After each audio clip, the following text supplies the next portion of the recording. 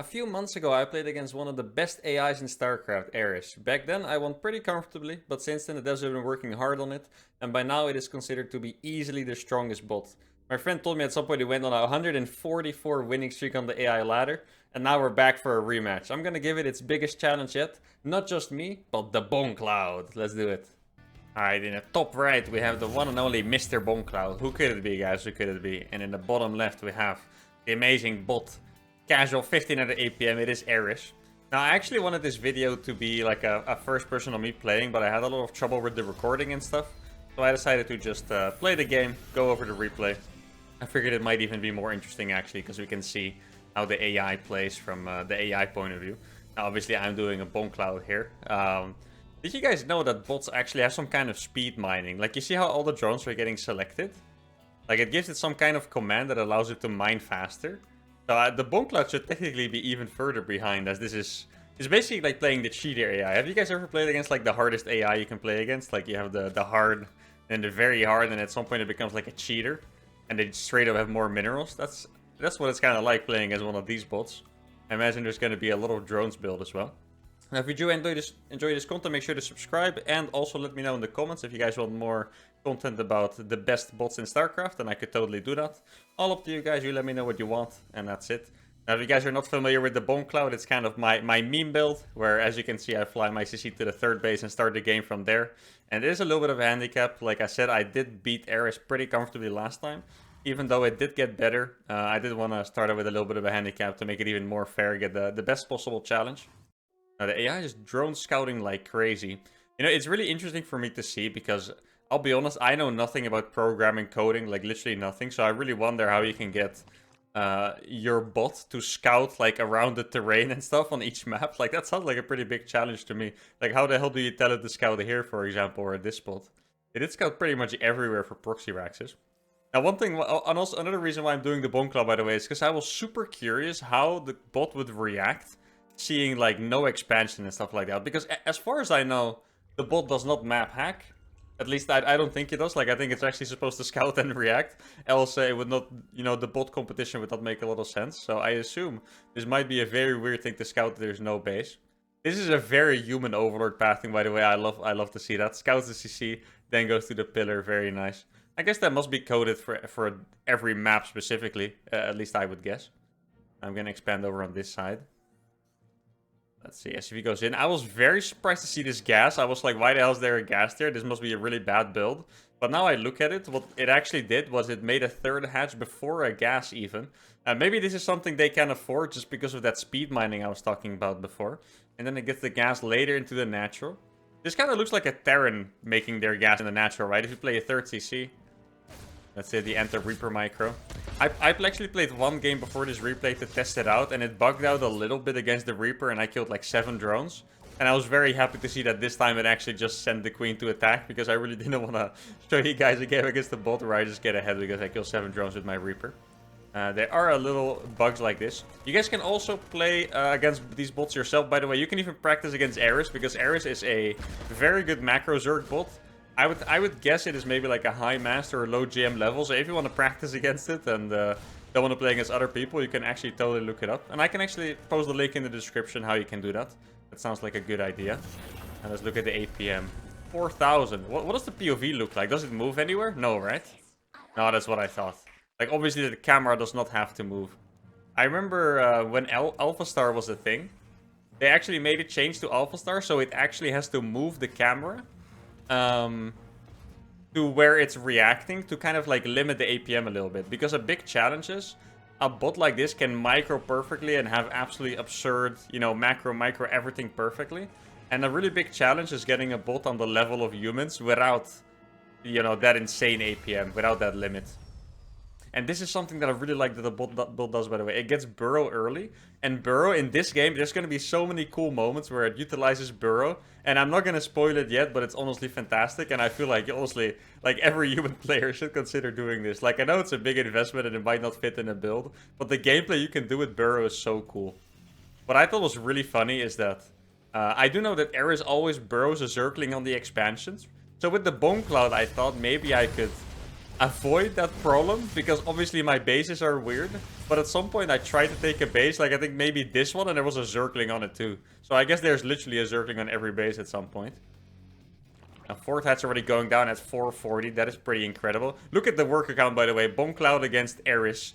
34 against 57 workers. Now, I'm gonna be honest, I don't know my Zerg timings too well, so I don't know if that's a normal amount of drones to have. I think it is. But it is always possible that because of that speed bank, they have a little bit more. Oh, I love this Ling micro. You see how he just permanently dodges away? Oh, this is interesting. Look. It actually micros against the Hellions. You see what it does? Like, it doesn't just straight A move on top of them, but it actually tries to surround, which is very cool. One thing that seems to be a little bit of a challenge here for developing the bot is that a bot cannot judge the amount of micro the opponent is able to do, as far as I know. So there, a human player would obviously back off, but the bot just sees the number as a whole, like 18 Zerglings against 6 Hellions should be doable. But obviously it cannot calculate in how well I am gonna micro, because that's different for every human and probably every bot as well, to be honest. Let's see. Oh, one thing that I need to touch on as well. Last time I played against Eris, and what it did was it was playing Roach Hydra pretty much. And I was really wondering about this, because Roach Hydra is not a typical ZVT unit comp that you would play, right? So what they told me is that because every bot micros perfectly, there's no point in making banelings. So the feedback I gave was, because I didn't know this was possible, it was just a suggestion I made, was that they... oh, we missed a really cool part, let me go back. Was that they maybe should try to get it to make banelings against human players. Right? Because banelings against humans are like the best unit in the game, but they're right that against bots it doesn't work. Look at this. This is what I mean with the burrow. It burrows every drone that gets in range of the Banshee. So it was burrowing them from right to left. And I thought this was honestly one of the coolest things I've ever seen. And you see, it literally unburrows them when they're out of range. You see that? And burrows them when they're in range again. This is actually fantastic. I love that so much. One of the coolest burrow moves I've seen. Obviously, you do not want to scan for these Banshees. And this is what I'm talking about when I think burrow could be useful for human players too. Because even if you don't have the micro to burrow all your drones one by one, you can still burrow the mineral line all at once. And all the time, Eris uses this to great effect. To dodge damage. You see the queens coming and other drones are unburrowed. Still on 60 drones, didn't lose any. Really, really cool moves. And stuff like this as well. Just like the perfect awareness. This is, I think it's been sniped 3 times, by the way. Every time it's on the outside, Eris goes for it.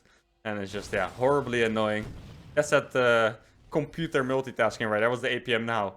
19, oh my goodness! 25,000 APM? Chill down, holy shit. I'm pretty proud of this. I'm like 377, you know, with the Bongcloud. Not bad, guys. So the bot is chilling at 25,000 APM. Now, this is the Link Bros I was talking about, by the way. Like, you can't take this base, you can't take this one, can't take this one.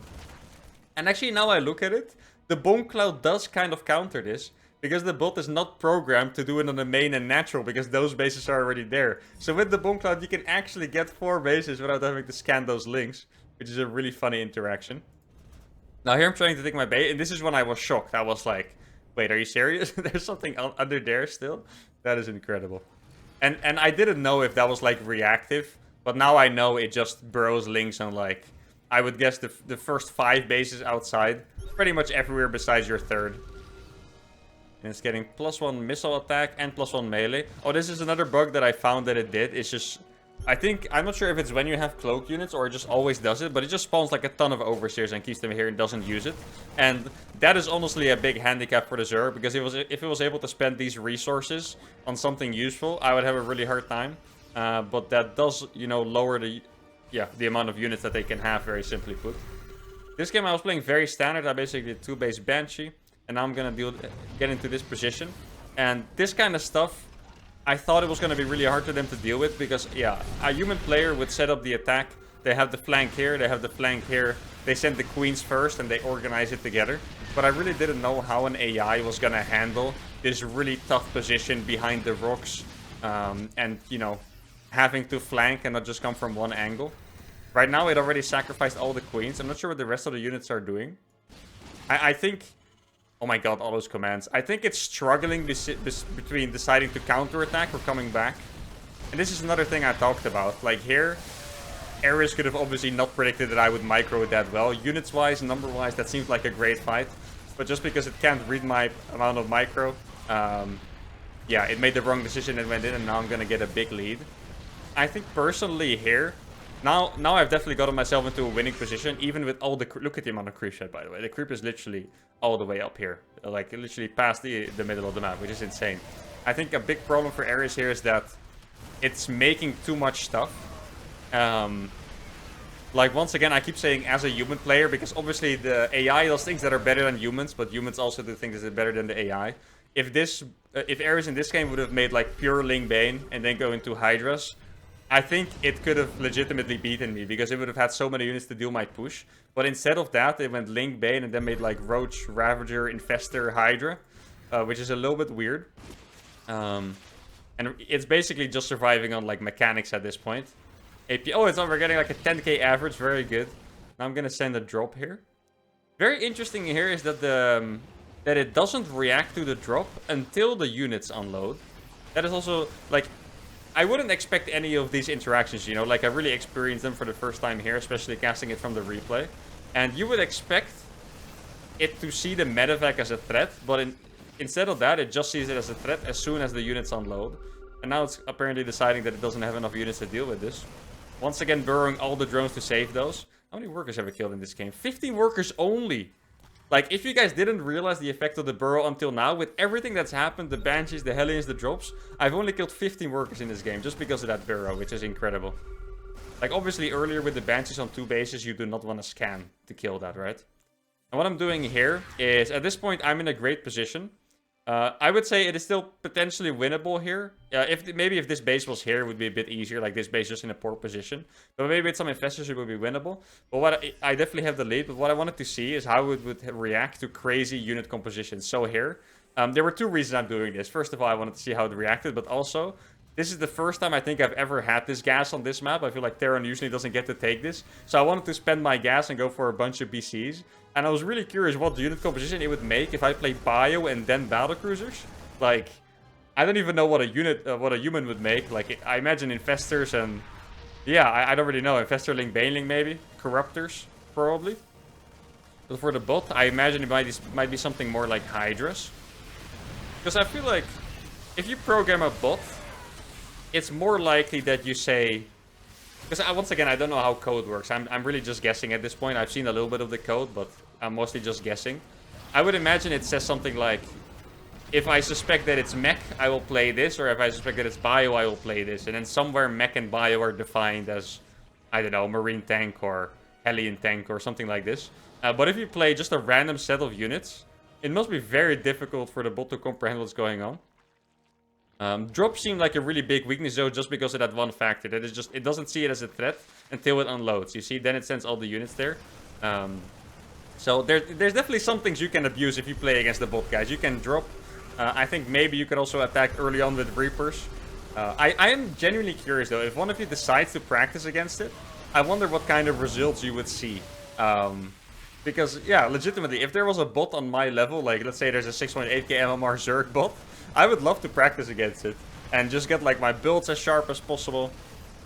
Because it's a whole different level of practice when you play against someone that has, like, literally superhuman mechanics. Like, having to clear all this creep. Like, imagine if you do a multitask trainer, right? Having to clear all this creep while still harassing his bases, clearing all these Zerglings all the time. Like, I think you could get some really sick mechanics practice out of this. Now, it does look like it has a decent late-game setup. It's making Spire, a Hive. It has Pathogen, Glance, I believe. Upgrades are good as well, by the way. Upgrades are actually better than mine. It has 222. Wait, it has 3 Evos? Wait, did I kill them? It has 2 Evos, but I may have killed one. It literally has 222. That's kind of crazy. Now, you see, there is... Well, it's actually making exactly what I said. It sees the BCs, and it's making Lingbane Infestor. And it's also getting the range upgrade and the air upgrade. So... Oh, it's going for Mutas. That okay. I mean, I predicted Corruptors, or at least that's what I said a human player would do. But it's going to go for Mutas instead. But Infestors are actually a fantastic choice here. I know that Eris in a normal macro bio game also goes for Lurker sometimes. That's what my friend told me.